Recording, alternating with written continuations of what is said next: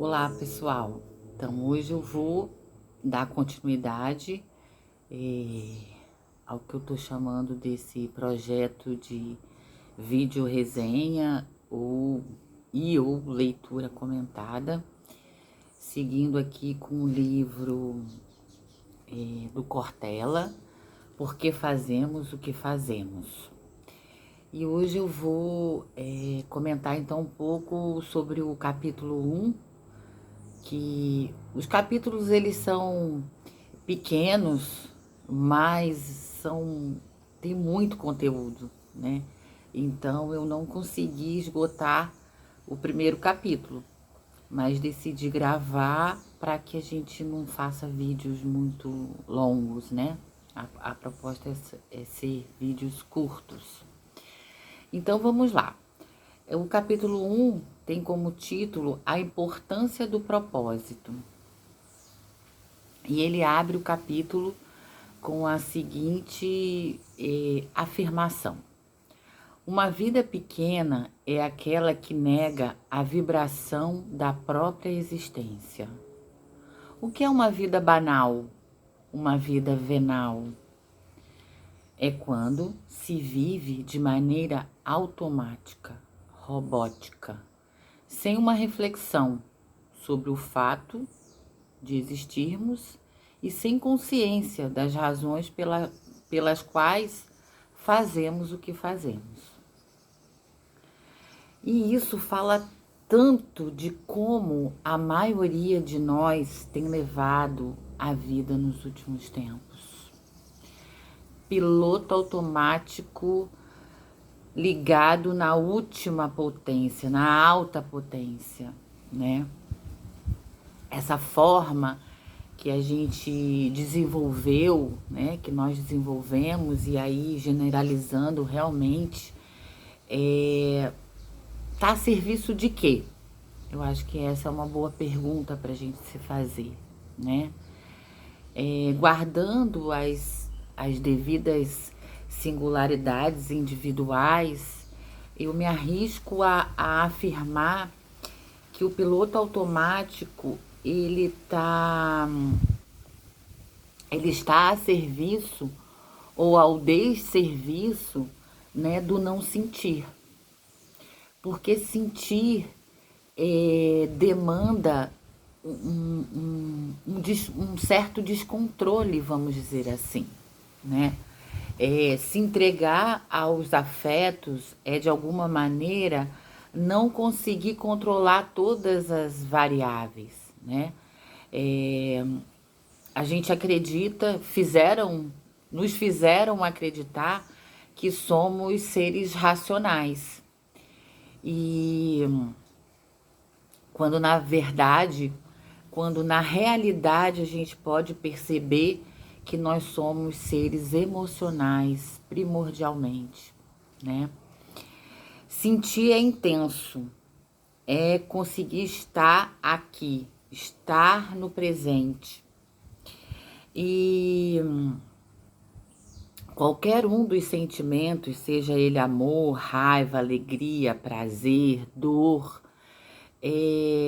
nos remete a um modo de comportamento.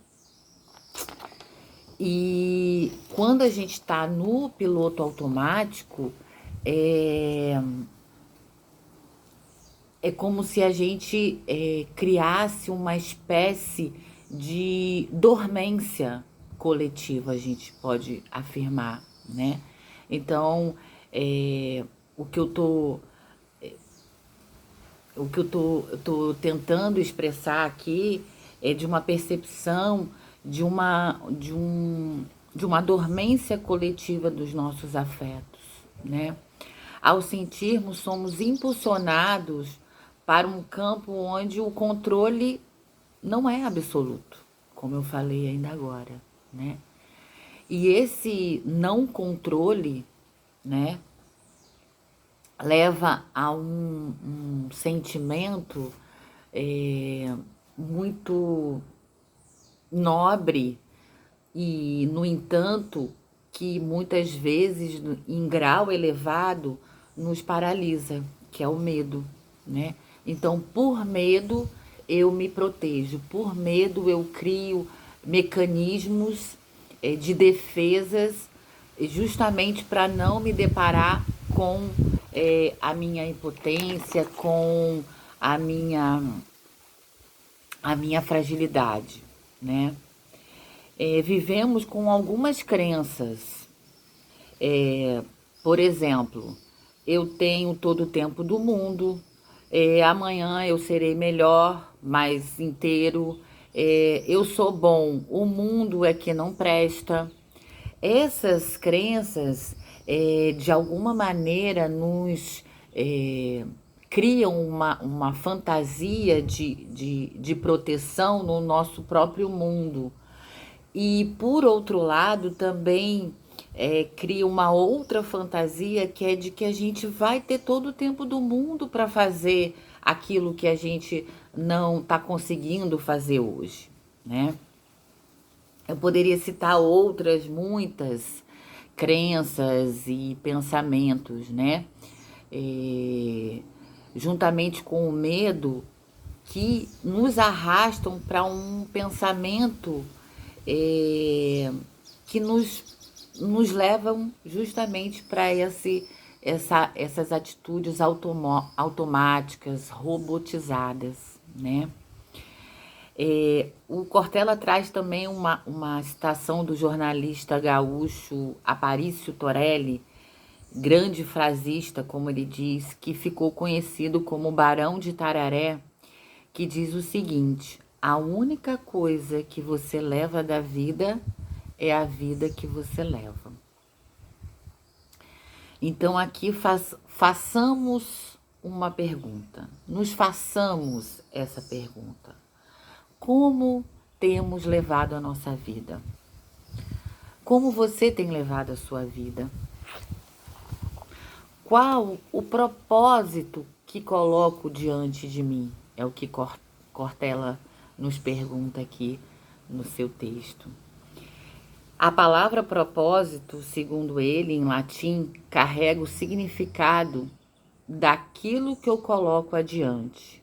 O que eu estou buscando?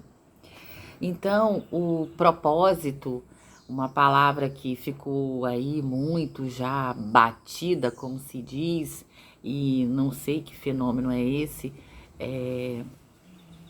que algumas ideias elas caem numa espécie de modismo e a gente acaba deixando de dar importância para elas. Essa é uma sensação que eu tenho, né? Mas quando eu me debrucei sobre essa leitura, mexeu muito comigo. E a partir disso, né, junto com outras ideias, me ajudou muito a tomar decisões importantes na minha vida agora, né? Então ele continua dizendo o seguinte: uma vida com propósito é aquela em que eu entenda as razões pelas quais faço o que faço e pelas quais claramente deixo de fazer o que não faço. É muito bacana isso, né? Mas para chegar nisso é necessário o que chamamos de consciência. Estar consciência, estar ciente das motivações, dos pensamentos, das emoções, das atitudes e das não atitudes, como se pudesse não haver não atitude, né? Sobre como nós vivemos, né? Resumindo, é isso. Então, ter propósito pressupõe um grau de consciência sobre como nós estamos nessa vida, nesse mundo, né? E isso é muito lindo. É muito lindo de ler, é muito lindo de dizer, mas vamos combinar que não é uma tarefa fácil. Não é uma tarefa simples, né? Por que que não é uma tarefa simples? Como eu disse lá no início, né? Essa forma automática, ela nos protege. A gente tem a sensação de que ela nos protege, né? Então, como que eu vou abrir mão de alguma coisa que está me salvando? Como eu vou abrir mão de alguma coisa que está me protegendo, né? Que eu creio nisso firmemente. Então, por isso é tão complexo, né? Uma vez que a gente se propõe a refletir, a buscar ferramentas, caminhos, né, para a gente ter mais consciência, isso começa a acontecer. Eu poderia dizer aqui que é tudo lindo, que é tudo maravilhoso, mas de verdade não é. Mas é possível, né? A gente tem várias ferramentas que estão disponíveis, né? E existe um movimento muito interessante, muito bonito, muito bacana dessa retomada, né?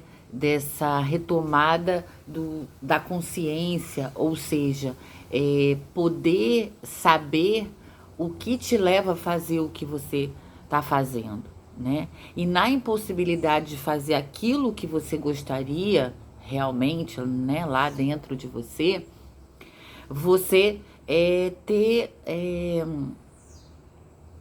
compaixão, né? Então, não compassividade, não passar a mão e se acomodar nessa zona de conforto, que na realidade não tem nada muito de confortável nisso, né? Mas ser amoroso consigo mesmo, entendendo que essa busca, ela tem os seus percalços. Mas uma vez que a gente começa essa caminhada, ela é cheia de surpresas muito lindas da gente vivenciar. Então eu vou ficar por aqui. Ainda não terminamos o capítulo 1, com esse convite para que a gente, de alguma maneira, possa desenvolver essa maior consciência do que a gente deseja, de qual é o nosso propósito, por que eu faço o que eu faço e da maneira como eu faço. Até a próxima!